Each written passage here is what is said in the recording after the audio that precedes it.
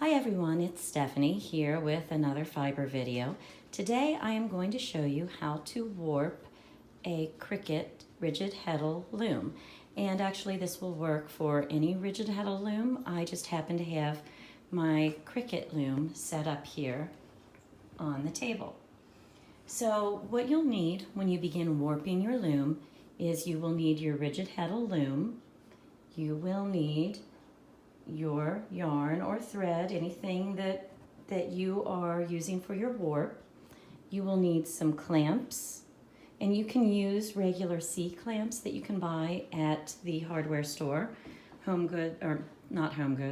Lowe's or Home Depot, anywhere like that. And for this method, you will need a warping peg, which is what I have right here at the end of my table, okay? And that is also clamped to the table.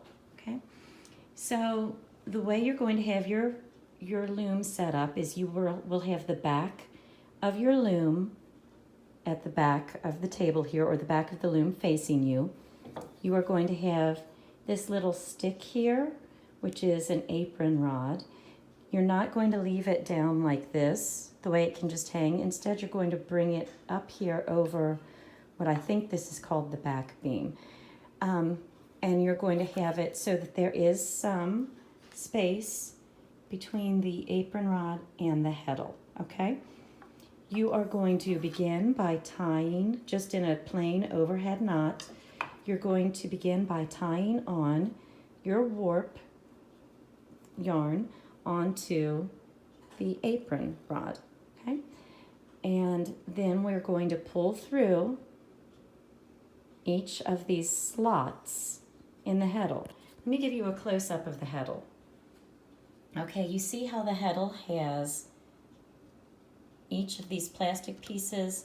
There is a hole in the middle of it, so those are obviously called the holes. And then we have these long slots, so these are called the slots.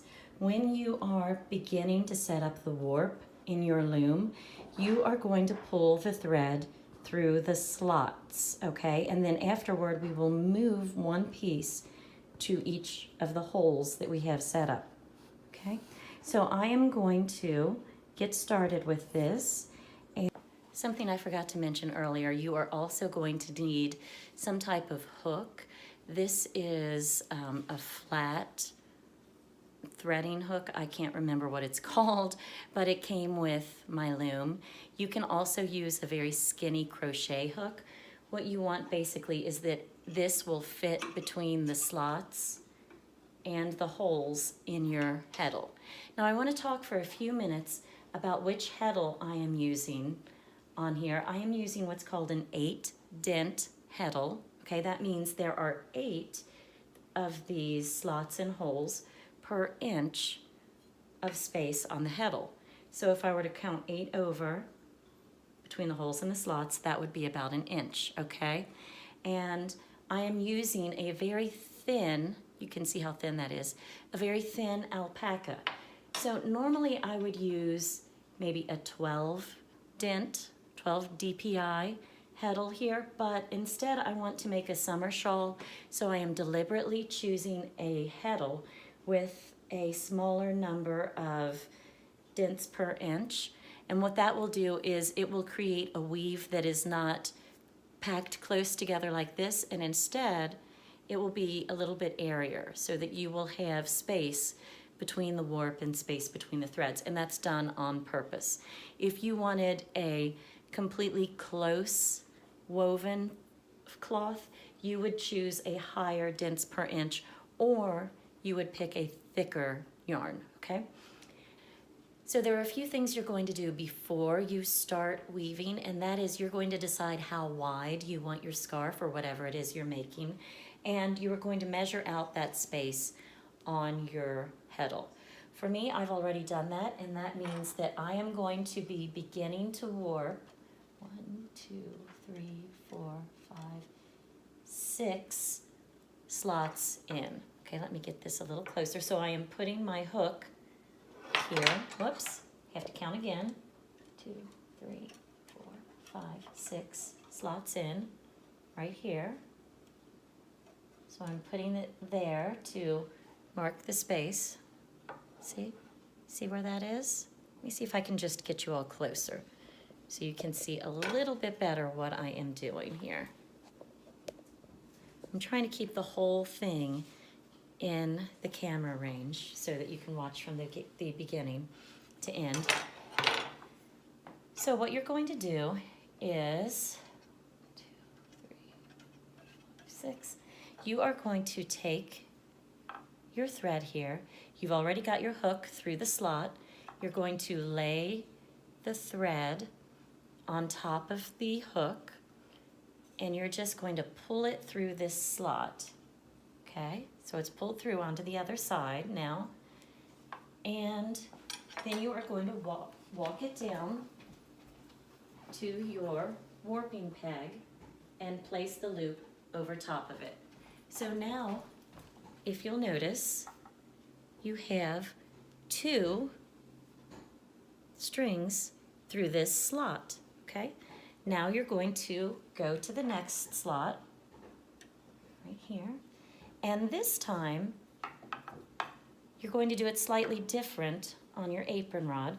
So we went over the apron rod. See the strings on top here? We went over the rod this last time.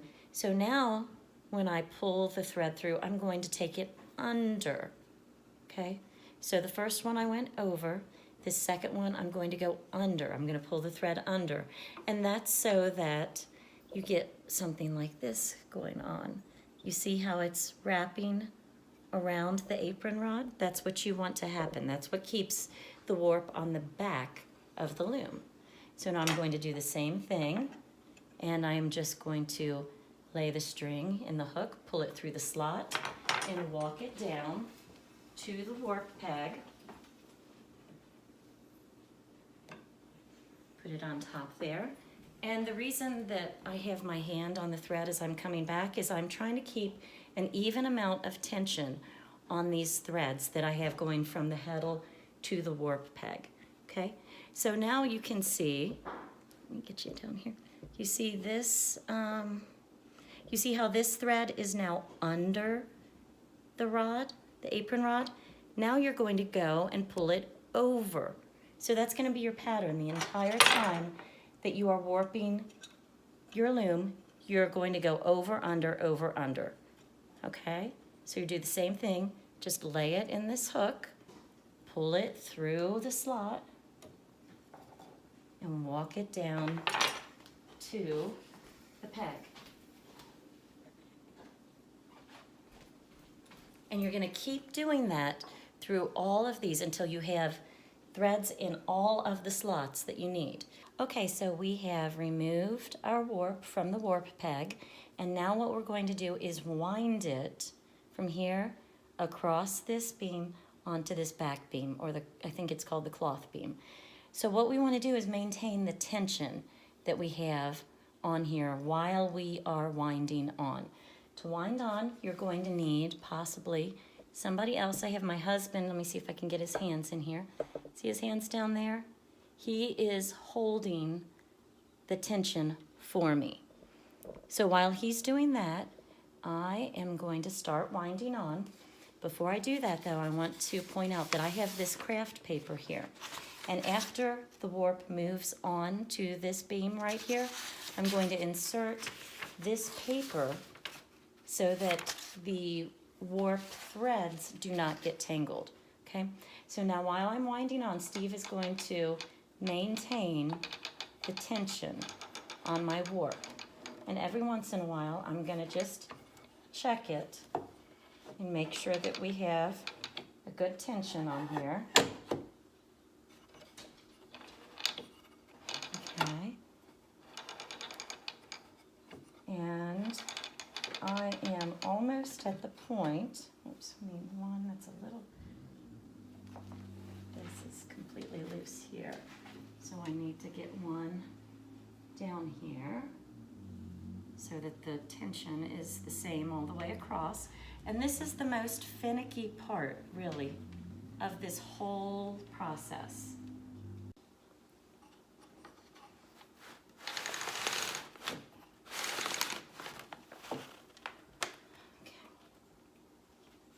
Okay, so now I have the warp mostly wound on. See in the back, we're going to have, once it's properly tensioned in the front, we will have a nice tight warp in the back. And you see we've got the paper wrapped around here. So what we're going to do now is we are going to work on getting the front of the loom set up. Now we're finished with the back of the loom. We have our warp wound on.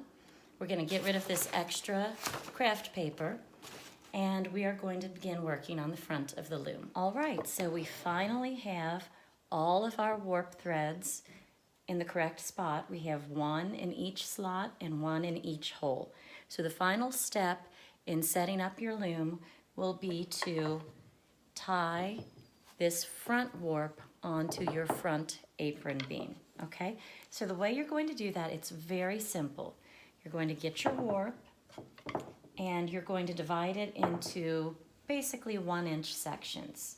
About, that's a little thin. I'm gonna do about like this. About like this, 1-inch sections, okay? And you're going to take it over, you're going to divide it in half first.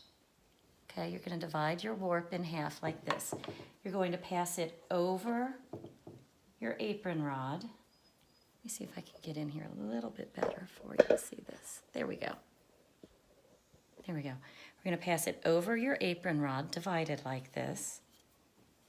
We're going to pull it up like this, and then you're going to do a surgeon's knot. And what that means basically is it's just like tying your shoes, except you're going to pass this through the hole twice. And then you're going to pull it down like this, okay? And what I like to do is if I've started on the left side, then the next one I'm going to do is going to be on my right side. And that helps me keep the tension even-ish, okay? My tension never ends up being perfect. On here, let me back this up so you can see this one. So let me get 2 more threads in here, make it a little more even. So I've got my 1-inch warp sections. I'm going to divide it in half, go over top, over the apron rod like this, come up from behind, okay, come up from behind like this, trying to get my hands out of the way for you, and then tie it in almost like a knot that you're tying your shoes, but it's a surgeon's knot. So you're going to pass this end through the loop twice. And what that does is it makes it easier to adjust the tension on here, okay? And the way you adjust it is you're just going to take this, pull it up, and then down, okay? So I'm going to do that on each of these right now. So now I'm going to go back to this side. Get my 1-inch section, divide it in half, come over here, pass it over the apron rod, tie my surgeon's knot, tie my surgeon's knot, which means I go through the opening twice and then adjust my tension. And now I'm going back to the other side. If you hear voices in the background, that's just my family home. Okay, so we're gonna go again on the other side now, and we're going to tie our surgeon's knot. Hold on just a second. And we're going to, I don't think they realize I'm filming right now. So I've got about 3 sections left here. And so we're going to do the same thing here. Divide in half.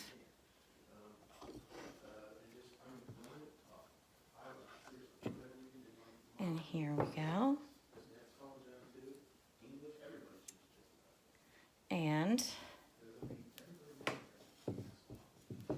there we go. surgeon's knot, and let's see, we've got a little bit of a thicker section here than the normal, but that's okay. I'm just gonna go with it. Okay, so we're gonna do our surgeon's knot one last time, and then we're going to adjust the tension so that it's even, because remember, tension and tangles, that's what we're watching out for in this process. So I'm so sorry that my hands keep getting in the way.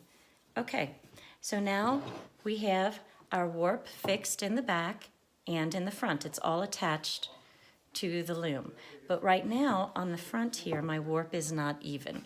This one is a little bit more tensioned than this one. This one's loose. So you see how flimsy that is? So because we've done a surgeon's knot, we can easily enough adjust that.